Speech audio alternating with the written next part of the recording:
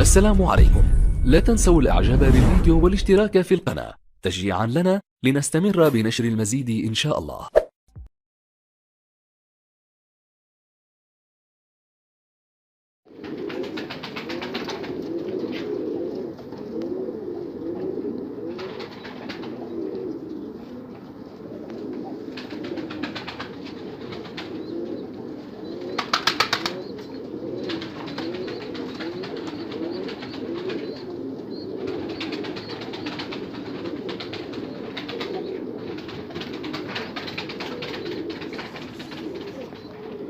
السلام عليكم هواة ومربين الأزرق العراقي، حياكم الله أخوانا الأعزاء. طبعا تاريخ اليوم الأربعاء 30/6/2021، حاليا الساعة 10:06. أخواني، مثل ما تعرفون ارتفاع درجات الحرارة في فصل الصيف وخصوصا في العراق قد تصل إلى 50 أو 55 أو أحيانا 60، لكن ما ينطوها بالشكل الصحيح والدقيق. فمثل ما قلنا احنا بالعراق يعني واجواء العراق، فمراعاة الاخوة المربين لبعض الحالات للطيور حقيقة اخوان، انه مثل ما تعرفون لازم وان يعني بالليل قدر الامكان الساعة 10 الساعة 11 بالليل تصعد، يعني تعطي انارة، تفتح الانارة للطيور حتى تشرب ماي، لانه هذا من العصر انت من المغرب هو راح ينحرم من الماي الثاني يوم. انت كبشر جاي تشوفها بنفسك تتحمل 10 ساعات بدون ماي بالصيف وبهيج اجواء حرارة؟ فلازم انه ب 12 بالليل ب10 ب11 تصعد تفتح الانارة تشربهن ماي. يعني شوف هسه صار تقريبا انا 7-8 دقائق من فاتح الانارة وهن يشربن الماي بعدهن، فالطيور راح تعطش، وبالتالي هاي مو زين، هلاكات تصير بيها وتدوبل تتمرض.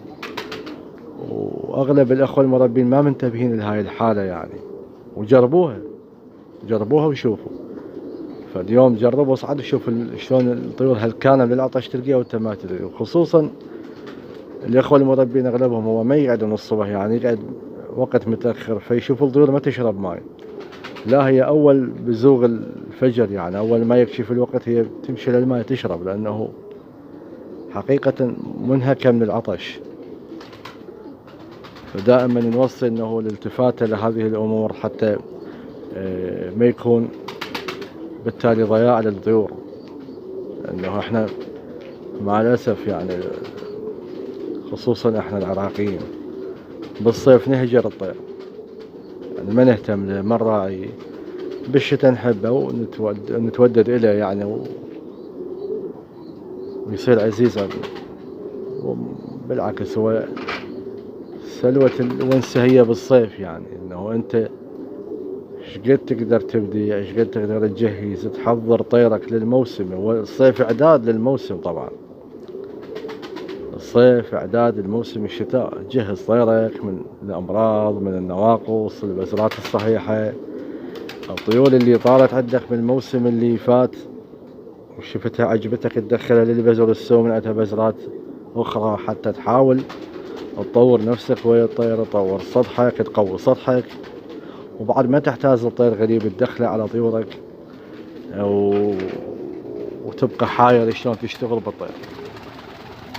هي هاي الطيور نفس انه من تشتغل بيها وتشوف اكو نتائج من فضل الله سبحانه وتعالى، وتشوف نتائج جاي تمشي قدامك الامور طبيعي. حاول انه بعد لا تدخل طير، هي نفسها ابقى اشتغل بيها وطور بيها. يعني اكو نقاط الجناي يتبعها، ومن خلالها هو راح يشوف انه مدى تطور الطير عنده، وشلون قدر يتوفق بالطير، وشلون قدر انه يحصل فد اشياء بالطير هو كان يحلم بيها بصراحة يعني، لكن قدر يحصلها من خلال العمل والاجتهاد وصفاء النية. قدر يوصل الى نتائج ومراتب عليا.